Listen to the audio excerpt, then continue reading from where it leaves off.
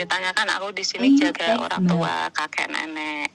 Terus? Nah terus anaknya kan di sini kan banyak satu keluarga, tapi kan juga pembantunya itu kan jaga cucunya itu kan ada 3, jadi 4, Indonesia 2, Filipina 2. Terus yang 3 itu jaga cucunya nenek kakek yang saya jaga. Terus saya ini jaga nenek kakek gitu kan.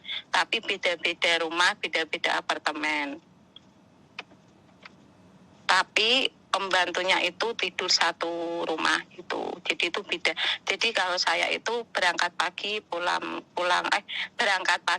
malam gitu. Nah tadi itu masalahnya tuh gini, tadi itu kan anaknya yang perempuan itu kan nggak tahu booking kan kakek sesuatu gitu kan.